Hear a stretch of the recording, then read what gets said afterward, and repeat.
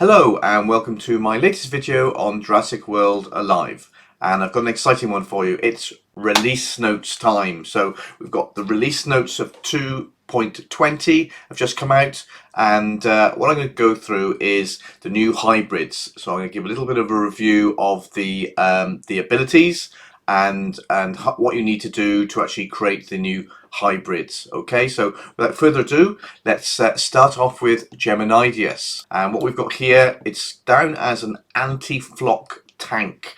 It's a resilient creature, Apex, and it's got 5 abilities, and they're all new. So it's got 5 new abilities. Its first ability is Slowing Resilient Strike. So it starts off with a cleanse, and then in terms of the target, it targets the highest speed opponent, removes dodge, cloak and speed increases. There's a 1x attack, and the target is vulnerable for 2 attacks, 2 turns.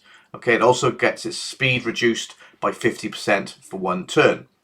Second ability is Group Disarming Rampage. So this is a group attack to target all opponents, so very much an anti-flock tank, as it says. Targets all opponents and does a 2x damage. Reduces damage and speed 33% for 4 attacks, 2 turns, and reduces armor. So this is a new thing in 220, is the reduction and increase of the armor stat. So this one reduces armor by 15% over 2 attacks, 1 turn, and it has a cooldown of 2. Next up we have Shielding Alert Rampage. Again, this is a new ability, and when Geminideus is secure, it targets all opponents again. So again, anti-flock, removes shields, dodge and cloak, does a 2x attack, bypassing armor, and it gives itself 50% shields for 4 attacks, 2 turns, and it has a cooldown of 2. In a threatened state, it's a priority ability, so that's interesting. Again, it targets all opponents, removes shields, dodge and cloak, attacks ×2, bypassing armor, and has 100% shields for 8 attacks, 1 turn.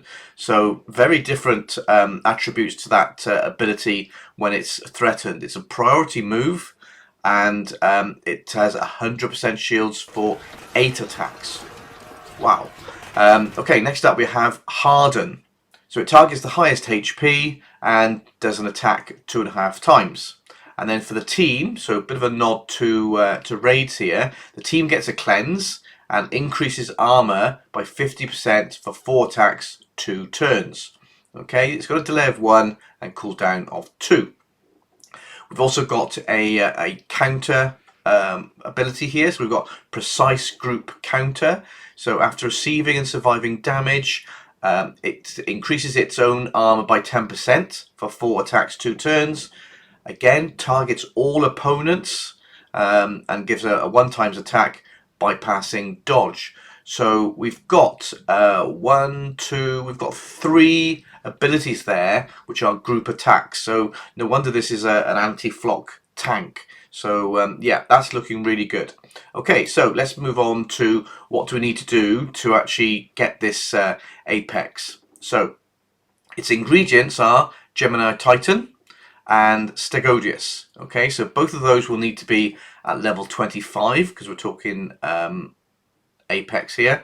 For the Gemini Titan, it'll be 50 DNA per fuse, and for Stegodius, being a legendary, it'll be 200 per fuse.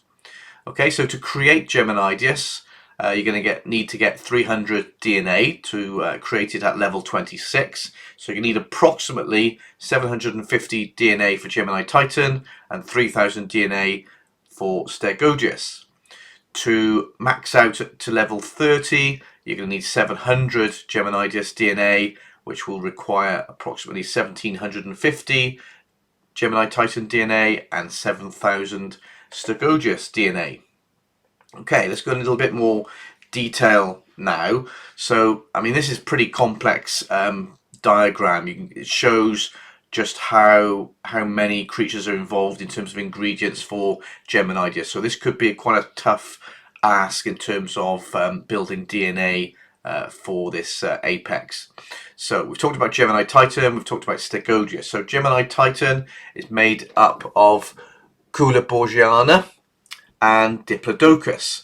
Both of these will need to be at level 20, 50 DNA per fuse for the legendary, and 200 DNA for the epic. And then similarly, we've got Kula is made up of Aramborgiana and Kulasuchus Gen 2. Both of those are rare. Both will need to be at level 15, and it'll be 200 DNA per fuse.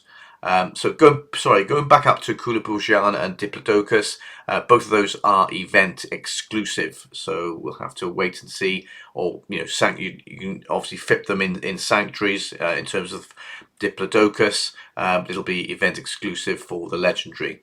Okay, so for the two rares there, Aramborgiana is a global spawn, day, dawn, and dusk. And if you live near an airport, or you're going on holiday and you're in an airport, then it'll spawn any time.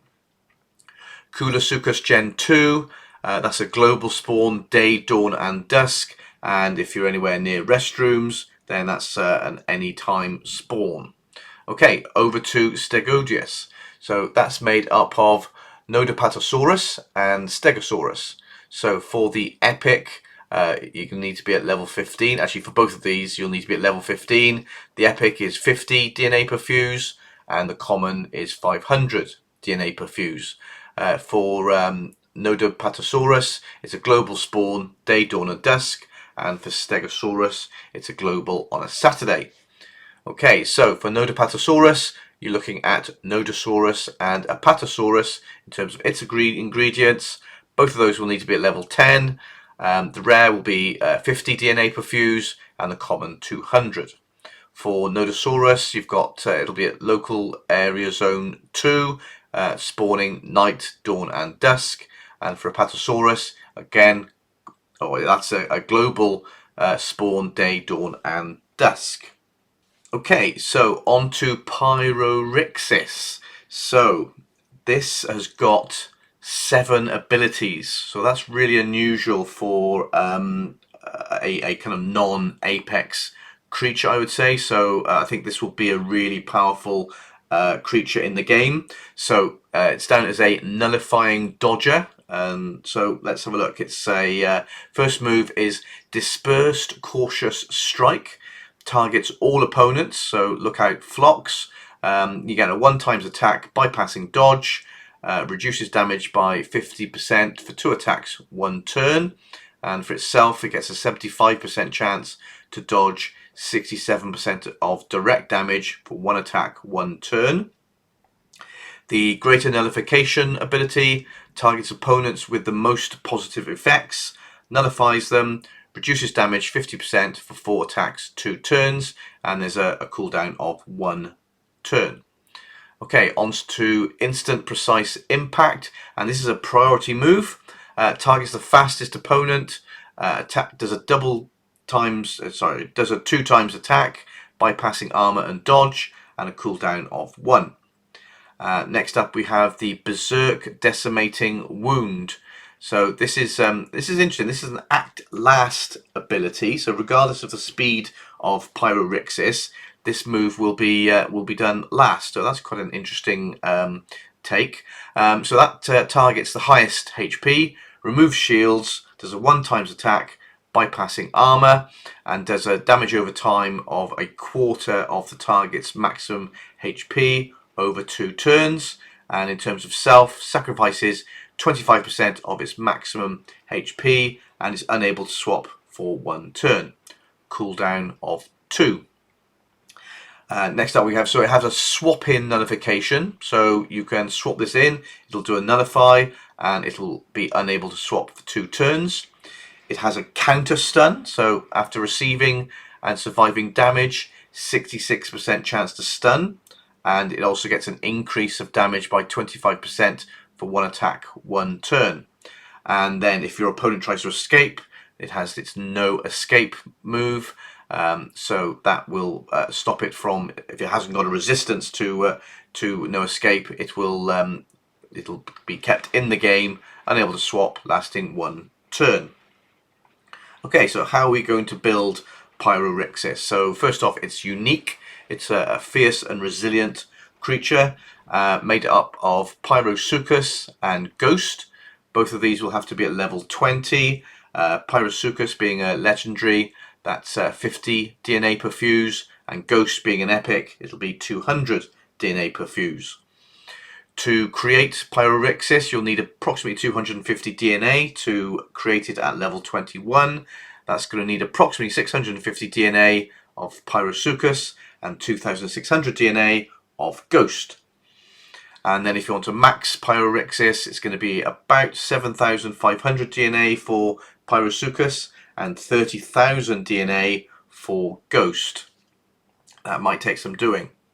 Okay, so further, so Ghost is event exclusive, so we'll just have to wait for that. But there are also scents you can use as well, so there are some scents for Ghost if you have them. Pyrorixis, again, that's event exclusive as well. That's made up of the epic Atrocodistis and the rare Pyroraptor Gen 2, which was brought in the 219 update. We've got a minimum level of 15 for those guys to fuse Pyrorixis. 50 DNA for the epic, 200 DNA for the rare. Pyrorixis is event exclusive, so we'll just have to wait to get some DNA there, or if you're lucky enough to be like me, I've got more than enough DNA to max out Pyrorixis through that kind of Pyrorixis hybrid, but it's the Pyroraptor Gen 2 I'm going to be short of, so it's going to be a global spawn, night, dawn and dusk, so definitely look out for it there, and obviously use that tracking ability we've now got in the game to see when it's going to spawn. Pyrorixis, made up of Sarcosuchus and Inosuchus. Both of those will need to be at level 10. Actually, I won't go into these in any great detail. You can see on the screen there what you need to do for these. Obviously there's a lot going on here to make up Pyrorixis, but as I said, hopefully these are well established creatures in the game, and hopefully you've got large repositories of DNA for these creatures, and it's just the kind of Pyroraptor Gen 2 possibly that you're going to need to build. Okay, on to Atrocodistis. So this is a new distractor. So this is a unique creature, and it's down as a distractor. So it's cunning and resilient. Its first move is tough group cunning strike. So this is an existing ability. So it does a cleanse of damage over time, targets all opponents, look out flocks, removes critical and damage increases, reduces critical chance 100%, and reduces damage 50% for 2 attacks lasting 1 turn, and also does a 1 times attack. Okay, next up we have Accelerating Shielded Distraction. So this is a priority move. It targets the highest HP, reduces damage by 50% for 4 attacks 2 turns, and gives itself an increased speed of 50% and 50% shields for 4 attacks 2 turns, cooldown of 1. And then we have Sheltering Impact. This is a new move, and again it's priority move. Targets the highest damage opponent, attacks 1.5 times, and does a cleanse on itself and a heal of 2 times the damage stat. That's quite a significant heal, isn't it? So that's pretty cool. Berserk Resilient Rampage. Okay, you're going to sacrifice 33% of your maximum HP, and you're unable to swap for 1 turn. Targets all opponents. Again, look out flocks. Removes cloak, dodge, speed and damage increases. Vulnerable for 1 attack, 1 turn, and attacks by 2 times the damage. Cooldown of 2. And then we have a counter. We have a precise counter. So after receiving and surviving damage, you'll get a 1 times attack bypassing dodge. So that looks pretty useful as well. So let's see what we need to do to get the DNA for this particular creature. So as I said, it is unique. It's a cunning and resilient, and it's made up of Atrocodistis and red. So both these will need to be at level 20 to fuse for this unique. And for Atrocodistis, it's a 50 DNA per fuse, and for red, it's 200. To create Atrocodistis, you're going to need 250 DNA to create it at level 21, and that's going to be approximately 650 legendary DNA and 2600 epic DNA. And then to max out the unique, you're going to need 7500 DNA approximately for Atrocodistis and 30,000 DNA for red. So how are we going to get this DNA? Well, red was introduced into the game pretty recently, so that remains to be seen how we get that one. But I did say there is a scent for these raptors, so look out for that and utilize that if you've got it. Okay, Atrocodistis, this is pretty established creature. Not quite sure which version of the game it was introduced, but it feels like it's been there from the beginning. It is made up of Amargocephalus and Parasaurolophus. So the epic, so both of these you'll need to be at level 15. For the epic it's 50 DNA per fuse, and for the common it's 500 DNA per fuse. So for Amargocephalus, it's going to be a global anytime spawn, so look out for that. And Parasaurolophus, it's local area 4, day, dawn and dusk. So you can see the two ingredients of Amargocephalus there. Both will need to be level 10. It's 50 DNA for the rare fusing and 200 common DNA per fuse. And you can see this local area 1, night, day, dusk for the rare, and local area 2, anytime for the common. So do look out for those. Okay, and finally we have, from Camp Cretaceous, Spinoceratops, and this is down as an anti-tank tank. So I'm expecting this to have quite a high HP. So we'll start off with its abilities, and it starts off. It's kind of a bit strange, given that it's made up of Sinoceratops and Spinosaurus. The heavy strike ability is actually from the Atrocodistis bear. So a bit of a strange one to be included, but hey ho. So it gets a cleanse of reduced damage and vulnerability, and targets the lowest HP, removes speed increase, and does a single times attack, bypassing armor and dodge. And then we have a new ability called Brace. This targets opponent with the most positive effects, does a nullify, reduces damage 50% for 4 attacks, 2 turns, and has a cooldown of 1. Next up we have Lethal Wound. So this comes from Spinosaurus Gen 2. This is a priority move, targets the highest HP and does a ×1 attack. And then we have the damage over time, 33.4% of target's maximum HP, lasting 3 turns. And that ability has a cooldown of 2. We next up another instant, or another priority move. We've got Instant Rend. So this targets opponent with the most positive effects, removes shields, and does a single times attack. Cooldown of 1 and delay of 1. Okay, next up we have Swap-In Stunning Strike. So this is the Sinoceratops influence. Targets the highest damage, 66% chance to stun, lasting 1 turn. Attack does a single times attack, bypassing armor. And then for itself, it's unable to swap, lasting 2 turns. And then we have Stunning Obstruction, which is actually from Pyrorixis. So if the opponent tries to escape, it's unable to swap, lasts 2 turns, does a single times attack, and 100% chance to stun, lasting 1 turn. So there you have it. I think that's pretty much, we've got 6 moves, 6 abilities there for Spinoceratops, so it does look very useful indeed. So moving on, as I said, it's a legendary creature and made up of Sinoceratops and Spinosaurus Gen 2. They will need to be at level 15 to fuse for the legendary,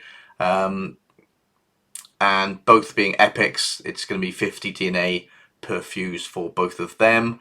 To create Spinoceratops, we're going to need approximately 2000 DNA of each of the epics to create the 200 DNA required to unlock Spinoceratops at level 16, and then to max Spinoceratops you can need approximately 28,150 DNA for each of the epics to fuse the 11,250 DNA required to get Spinoceratops to level 30. So given that it's not a very complex hybrid, both of the epics don't have any ingredients themselves.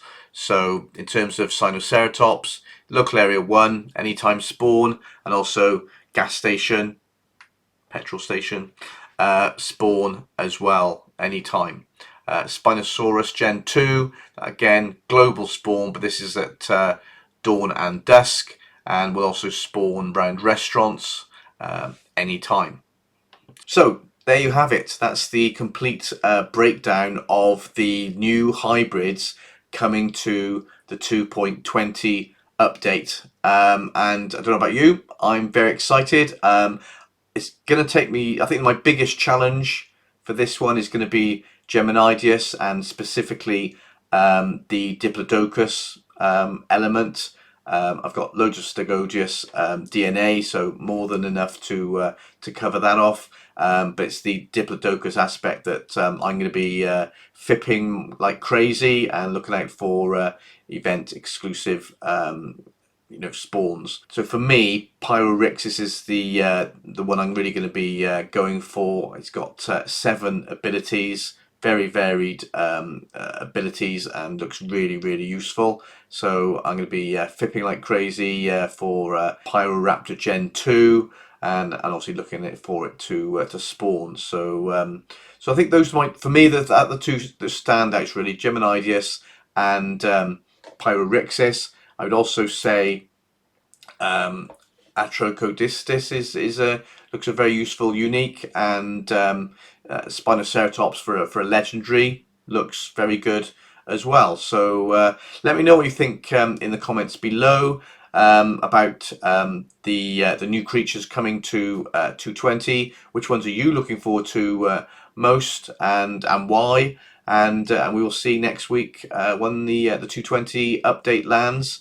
We'll see how it goes. Okay, good luck for everyone. Okay, bye for now.